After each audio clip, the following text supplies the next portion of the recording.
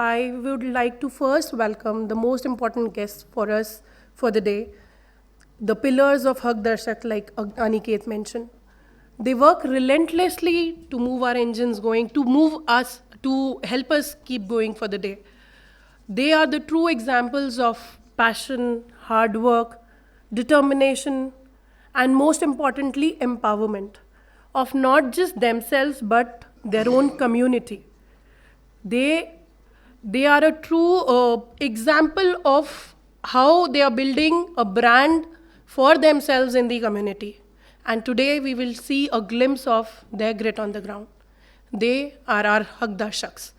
So welcome to our Haq Darshaks. Um Today we will hear some stories from them. आज हम सुनेंगे इनकी कहानी इन्हीं की ज़ुबानी. I would like to invite our first Haq Darshak, first speaker, Firoza Biawarwala from Ahmedabad, Gujarat. Firoza Didi has earned rupees 2 lakh from providing Haq Darshak services and has successfully enrolled over 4,000 individuals in the welfare programs. मेरा नाम फिरोज़ा है और मैं अहमदाबाद गुजरात से आई हूँ और सबसे पहले मैं थैंक्स बोलना चाहती हूँ हक दर्शक को कि जो हक नाम में मीनिंग है कि हक का हम जो कम्युनिटी में जाते हैं उनको पूरा हक दिलाना हमारी मेन जवाबदारी रहती है. जैसे मैंने अहमदाबाद में BOCW कार्ड के लिए किया था तो वहाँ पे देखा कि जब फर्स्ट टाइम हम लोगों ने कंस्ट्रक्शन वर्कर को मिलने गए तब उनको पता ही नहीं है कि BOCW कार्ड जैसा कुछ होता है.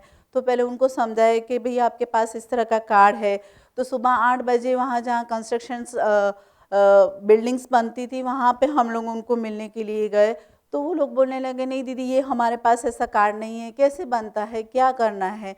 तो हमने बोला भैया आपके पास आधार कार्ड है. बोले दीदी हम तो बाहर से आते हैं, गुजरात के बाहर से, हमारे पास स्मार्टफोन भी नहीं है, फ़ोन में भी नहीं है.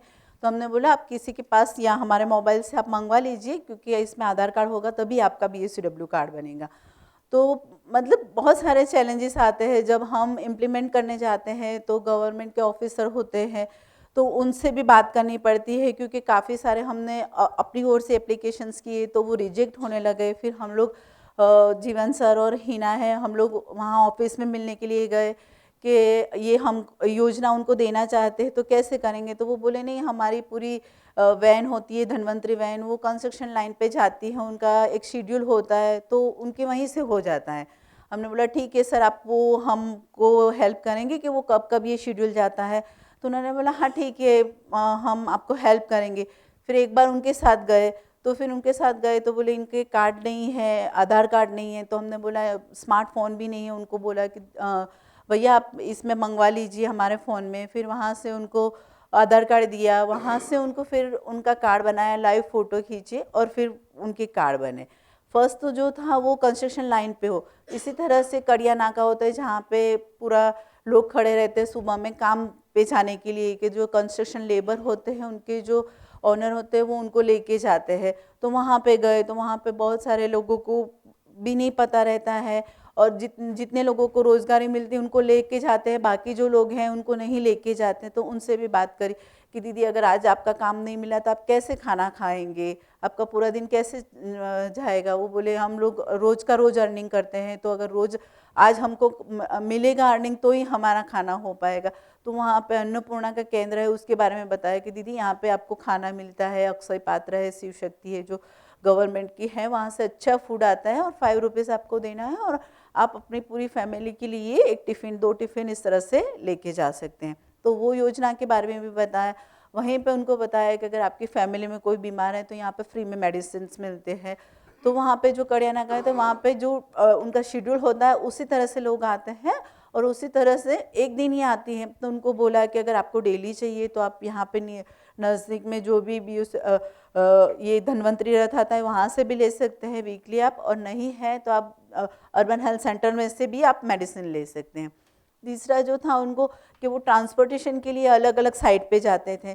तो जिनका BOCW कार्ड बन गया है तो गवर्नमेंट के साथ बात किया और उनको बताया कि भाई ये लोग ट्रांसपोर्टेशन के लिए भी इनका बहुत सारा चार्ज हो जाता है। तो गवर्नमेंट की जो परिवहन योजना थी उसके लिए उनके साथ बात की और वहाँ पे जाके हमने उनको भी बस के पास बना दिए। उसमें BOCW कार्ड होना चाहिए, आधार कार्ड की जेरोक्स रखनी है तो पूरा उनका कार्ड बन जाएगा और पूरे साल तक उनके पास से एक भी पैसा नहीं लेता है। वो कहीं पे भी जो लोकल बस है उसमें फ्री में जा आ सकते हैं पूरे मतलब जो टाइमिंग है उस तरह से। तो चैलेंजेस तो बहुत सारे आते हैं।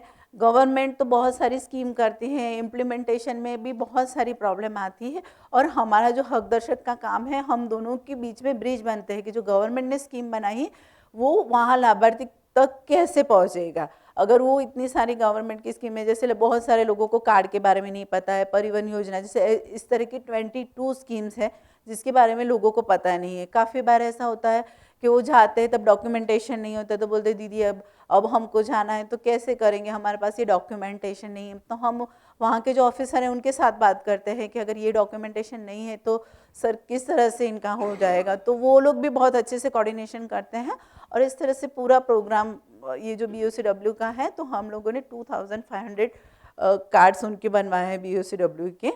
और दूसरा जो अभी हम रिसाइकल पे काम कर रहे हैं कि रिसाइकल में भी इस तरह से होता है कि उनके पास जनधन के अकाउंट भी नहीं होते। बहुत सारे लोग होते हैं जिनके पास कार्ड पैन कार्ड भी नहीं होता है, तो बैंक में जाते तब वो बोलते हैं नहीं आपके पास ID प्रूफ नहीं है, राशन कार्ड नहीं है, लाइट बिल नहीं है। बहुत सारे जो स्लम है वो अभी उनको डिमोलेशन करके उनको शिफ्ट किया है तो वो सारे भी प्रॉब्लम आते हैं।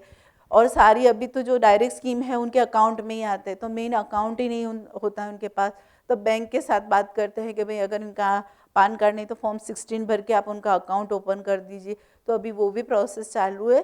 तो जब फील्ड में जाते तब पता चलता है कि बहुत इजी होता है कि ये स्कीम इम्प्लीमेंट क्यों नहीं होती है, पर जब डायरेक्ट फील्ड में जाते तब पता चलता है कि बेसिक उनके पास इन्फॉर्मेशन तो नहीं है पर डॉक्यूमेंटेशन भी नहीं है और डॉक्यूमेंटेशन के बिना उनका काम नहीं हो पाता है। तो वही है कि मुझे बहुत खुशी होती है कि हम खाली सलाह नहीं देते कि आप ये करवा के आ जाइए, ये करवा के आ जाइए। हम उनके साथ मिलके उनकी पूरी जर्नी में साथ रहते हैं और जब लास्ट में देखते हैं कि उनके पास कार्ड आता है, उनको अच्छा सा खाना मिलता है, उनको मेडिसिन मिलते हैं, तो उनके फेस पर एक बहुत ही अच्छी स्माइल देख के हमको ऐसे लगता है कि हाँ आज का दिन हमारा सफल हुआ और हम ये एक मीडियम बने कि उनको जो चाहिए था वो हम लोग उनको दे सकें। Thank you so much.